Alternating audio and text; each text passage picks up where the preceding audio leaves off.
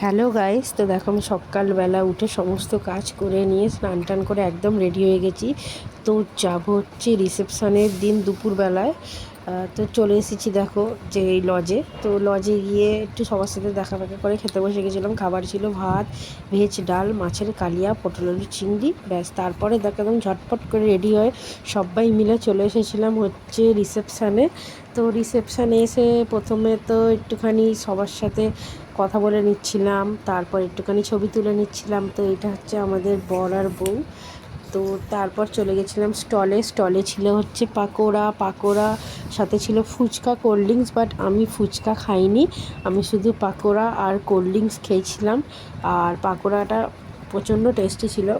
তো তারপরে খেতে খেতে তো একটু সবার সাথে গল্প করেই নিচ্ছিলাম। তো তারপরে হচ্ছে একটুখানি ফটো তুলে নিচ্ছিলাম। তো ফটো তুলে নেবার পর খিদে পেয়ে গেছিলো জোরে একদম। তো চলে গেছিলাম মেন কোর্সে। তো মেন কোর্সে গিয়ে আবার খাবার দিতে যখন দেরি হচ্ছিলো, তো একটুখানি ঢং করে নিচ্ছিলাম। ঢং করতে করতে দেখলাম চলে এসেছে খাবার। তো প্রথমে ছিল ফিশ ফ্রাই, তারপরে ছিল রাধাবল্লভী, চানা পনির, আলুর দম, রাইস, চিকেন ছিল। বাট আমি চিকেনটা নিইনি, আমি নিয়েছিলাম আলুর দম, চাটনি, পাঁপড়, কমলাভোগ, সন্দেশ, আর সাথে ছিল আইসক্রিম। তো খাওয়া দাওয়া মিটে যাবার পর দেখো আমাদের এখানে সানভিকা হচ্ছে আইসক্রিম খেতে ব্যস্ত ছিল। কোনো খাবার খাক আর নাই খাক, আইসক্রিম খেতে খুবই ভালোবাসে। যাই হোক, ওর সাথে আমার অনুভবও খেয়ে নিচ্ছিল আইসক্রিম।